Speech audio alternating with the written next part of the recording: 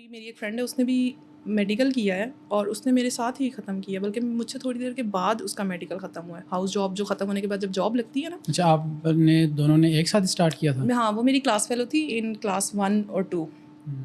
तो वो अभी कुछ टाइम पहले मुझे पता चला कि उसकी मदर कह रही थी कि मेरी बेटी का MBBS हो गया है, तो उनकी इतनी इतनी सैलरी लगी। I would not coat that. तो मेरे माइंड में चल रहा था कि अच्छा मेरी तो आपसे ज़्यादा ले रही हूँ? नहीं, मेरी उससे 3 to 4 टाइम्स ज़्यादा है। आपकी उनसे 3 to 4 टाइम्स ज़्यादा है? हाँ, और लेकिन मैंने उनको नहीं बताया because it's not a good thing. लेकिन तो मेरे माइंड में आ रहा था कि अच्छा, अगर मेडिकल वाला बच्चा भी इतने ही टाइम में करता है तो इट्स वर्थ इट।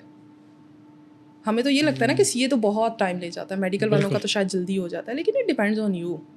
अगर मैं आपने इस एक तरह के साथ सब स्टार्ट किया, एक साथ आप लोगों ने फिनिश किया और आपकी सैलरी उनसे 3 to 4 3-4 टाइम्स टाइम्स ज़्यादा ज़्यादा है। है। हाँ, यही तो मिसपरसेप्शन है ना हमारे सोसाइटी में। हाँ।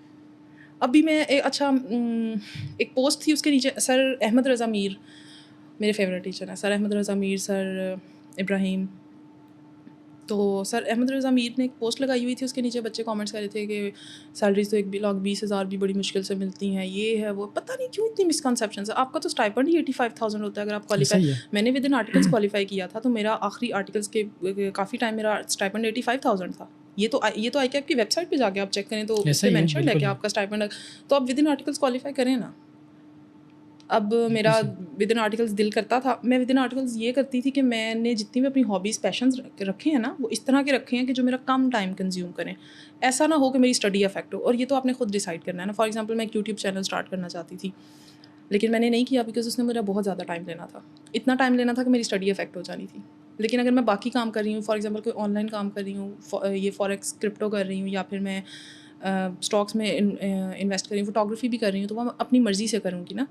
और नहीं भी करूँगी तो कुछ भी नहीं होगा, कम टाइम दूँगी, तो इस सारी चीज़ों को मैनेज करना होता है। बिल्कुल सही। तो विद इन आर्टिकल क्वालिफाई हो जाता है, और आपका स्टाइपेंड अगर विद इन आर्टिकल 85,000 है, तो आप फिर सोचें ना कि आपकी जॉब तो बहुत अच्छी होगी, बहुत अच्छा पे करेगी। ये मिसकंसेप्शन है कि बहुत कम पे करते हैं और इस तरह होता है। और वो वाले लोग होते हैं कि जिनका क्वालिफाई नहीं हो रहा होता।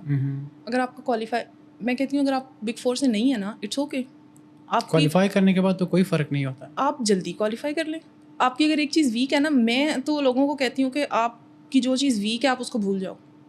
आप लोगों को स्ट्रेंथ पता पे ही ना फोकस चलने दो। करें। मैं अगर आपको आके अपनी वीकनेस नहीं बताऊँगी, आपको कैसे पता चलेगा? और मैं अगर अपनी स्ट्रेंथ्स पे इतना काम कर लूँगी कि सिर्फ मेरी स्ट्रेंथ्स ही नज़र आ रही होंगी, तो आपको कभी भी नहीं पता चलेगा कि मेरी क्या वीकनेस है। तो अगर किसी का बिग 4 में नहीं हुआ, तो वो विद इन आर्टिकल्स बहुत जल्दी क्वालिफाई कर ले। जैसे ही उसके आर्टिकल्स ख़त्म हो, वो KPMG, फर्गसन, डिलॉयट, EY जहाँ मर्ज़ी चला जाए, 6 महीने भी अगर वो वहाँ पे रहेगा ना, तो अब उसकी जो आर्टिकल्स बिग 4 से नहीं हुई, इससे कोई फ़र्क नहीं पड़ता। अब वो ऐसा ही KPMG है। का बच्चा है, अब वो फर्गसन का बच्चा है। लेकिन लोग ये नहीं सोचते। अब हम लॉन्ग टर्म में नहीं सोचते नॉर्मली। हम जब CA में आते हैं ना, हम लॉन्ग टर्म का सोचते ही नहीं है। हम अभी का बस सोच रहे होते हैं, 6 महीने ज़ाया हो गए, पेपर फेल हो गया, बिग 4 में नहीं हुआ, और डीमोटिवेट होकर बैठे रहते हैं। और हमारी सोसाइटी भी बहुत डीमोटिवेट करती है CA के स्टूडेंट्स को। हम एग्जैक्टली। जिस इंस्टीट्यूट में जाते हैं, वहाँ पे जाते ही सबसे पहले सीनियर्स कहते हैं ये भी मुश्किल है, ये भी मुश्किल है, ये भी मुश्किल है। सबसे पहले वहाँ से डीमोटिवेट करना शुरू कर देते हैं। फिर आपका जो रिश्तेदार आपको मिलेगा वो कहेगा ये तो बहुत मुश्किल है। उसको पता नहीं होगा, ऐसे ही बोलेगा कि हमें मुश्किल है। कुछ भी नहीं पता होगा, ये तो बड़ा ड्राई है, आपने क्यों ये सेलेक्ट किया? अच्छा, मुझे बड़े क्वेश्चन आते हैं, आपके बाल क्यों नहीं वाइट हुए अभी तक, पढ़ पढ़ के।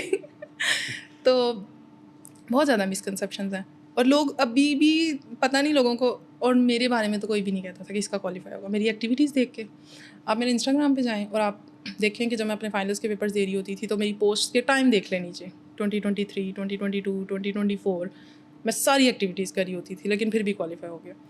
तो ये मिसकंसेप्शंस हैं, और कोई भी कर सकता है मेरे ख्याल में।